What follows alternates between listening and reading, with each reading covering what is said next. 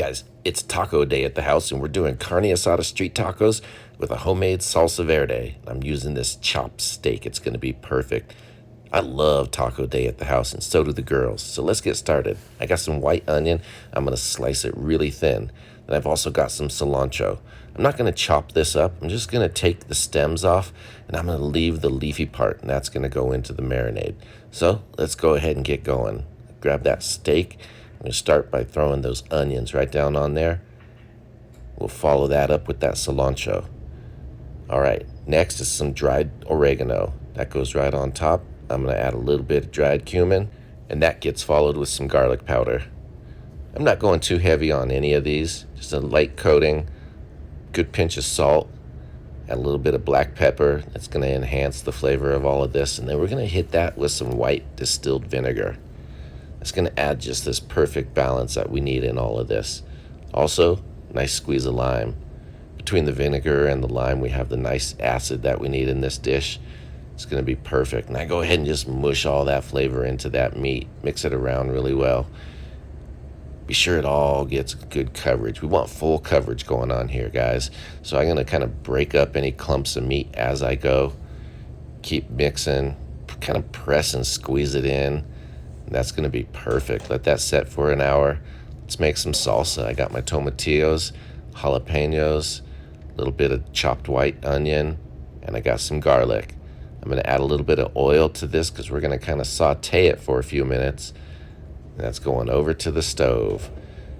And guys, we don't have to get this all completely brown, but we want a couple little brown edges. It's going to add this nice kind of roasty flavor to the salsa. It's going to be absolutely perfect. So keep moving it, don't let it burn. Then we're going to go ahead and add a little water. We're going to let that simmer till everything gets nice and soft.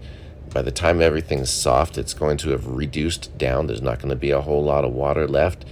At that point, it's going to be time to put it into our blender. So go ahead and throw that into the blender. And of course, there's going to be a little bit of juice left at the bottom, guys. Don't forget that. We're going to pour that right into the blender as well. Now, a little safety tip, guys, when I put the lid on, notice I keep the pour spout open, okay? That's to release the steam. We want to be really careful. Then when we start this, we just kind of a couple quick pulses. You don't want to just go full speed right off the bat. All that steam's going to just blow that lid off, and it could make a real big mess, and worse than that, it could burn you, and we don't want to do that. So be real careful. Get it pureed, and I'm going to add in a little bit of cilantro, nice pinch of salt, and then we're going to squeeze some lime juice in there. That looks about perfect. Throw the lid back on, another quick pulse, and we're going to get this all pureed. Guys, remember, safety first in the kitchen. Don't hurt yourself. Okay, that's ready. Throw that into a little pan. And then, of course, don't forget to taste it. You want to see how it's doing. You can always adjust the seasoning right now.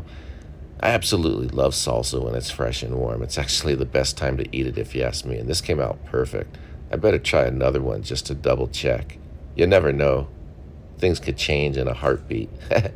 Okay, that's all good. Let's cook our meat. A little bit of oil goes down on the griddle. Throw that meat down. I'm going to move it around. Try to get full coverage on that griddle. Get this all cooked. Those are little tiny pieces of chopped steak. They're going to cook really fast. I start moving it, get underneath it, toss it around. This is really satisfying when you're cooking. This is a lot of fun to do, this part. I look forward to this all day.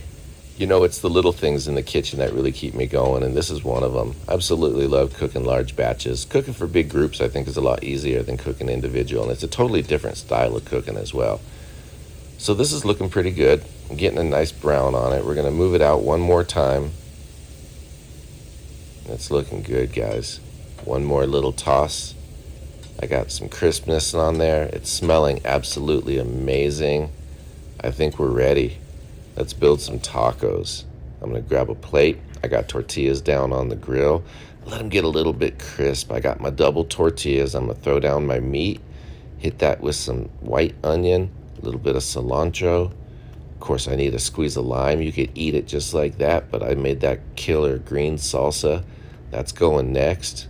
Look at that. It's ready, man. Just get in there and enjoy. It's taco day at the house, guys, and we killed it today. Absolutely amazing. What a treat. Cheers, everyone.